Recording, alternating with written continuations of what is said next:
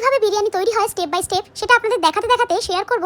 এই আগে গেছি কোনাতেতুল তলার এই আরসালাম গতকাল পূর্ণ করেছে 7 বছর। তো এই এলাকায় থাকার দরুন গত 7 বছর ধরে কিন্তু আমি বেশ অনেকবার এখানকার বিরিয়ানি ট্রাই করেছি। বাড়িতে হঠাৎ বিরিয়ানি খেতে ইচ্ছে করলে বা বন্ধু বান্ধবদের সাথে হঠাৎ বিরিয়ানি পার্টি প্ল্যান হলে আমাদের বিরিয়ানি কিন্তু আসে এই আরসালাম থেকে। সেই অভিজ্ঞতা থেকে বলতে পারি এই লোকাল বিরিয়ানির দোকানটা কিন্তু গত 7 বছর ধরে তাদের কোয়ালিটি মেইনটেইন করে চলেছে। যেটা খেয়াল করেছি আশেপাশে অনেক বিরিয়ানির দোকান থাকলেও এই আরসালাম কিন্তু একটা স্ট্যান্ডার্ড মেইনটেইন করে চলে। মানে কোনো সময় ঝাল বেশি নুন কম বা খুব বেশি শুকনো অথবা খুব বেশি স্পাইসি এরকমটা কিন্তু কখনোই হয় না। আর যেহেতু একটা স্ট্যান্ডার্ড মেইনটেইন করে চলে তাই প্রথমেই বিরিয়ানির কথা উঠলে কিন্তু এই দোকানটার কথাই মাথায় আসে। শুনলাম দেখতে এই আরসালাম 7 বছর কমপ্লিট করতে চলেছে, তখন ভাবলাম এখানকার একটা ছোট্ট ভিডিও শেয়ার করা যাক। আমার মনে হয় হাওড়ার ব্র্যান্ডেড ক্যাফে রেস্টুরেন্টের সাথে সাথে হাওড়ার এই লোকাল দোকানগুলোর খবরও কিন্তু হাওড়ার মানুষের জানা দরকার। আমাদেরও কিন্তু কিচেনে গিয়ে এইভাবে শুট করতে হয়, এটাও আমাদের কাজের একটা বিশেষ পার্ট। আর এই যে রাইসটা দেখছেন এখানে কিন্তু একটা হাঁড়িতে মোটামুটি 6 কেজি রাইসের বিরিয়ানি তৈরি হয়। আর একদিনে মোটামুটি 4-5 হাঁড়ি তো বিক্রি হয়েই যায়। কারণ যখনই এই দোকানটার সামনে দিয়ে যাতায়াত করি কখনোই দেখি না যে দোকানটা ফাঁকা। আর তাই নির্দ্বিধায় বলা যায় এখানকার বিরিয়ানির কোয়ালিটির জন্য কিন্তু এখানকার সেলও বেশ ভালো। আর সত্যি বলতে বিরিয়ানি খেতে যতটা স্যাটিসফাইং লাগে বিরিয়ানি দেখতে মানে বিরিয়ানি তৈরি হওয়া দেখতেও কিন্তু বেশ ভালো লাগছিল। এদিকে বিরিয়ানি তৈরিও কিন্তু প্রায় শেষের দিকে, এবার এটা দমে বসানো হবে। আর এই বিরিয়ানি সম্পূর্ণ দমটাই হয় কাঠকয়লার উনুনে। এদিকে বিরিয়ানির একটা হাঁড়ি শেষ, আবার নতুন বিরিয়ানি এসে গেছে, এবার দেওয়া হবে ঘি।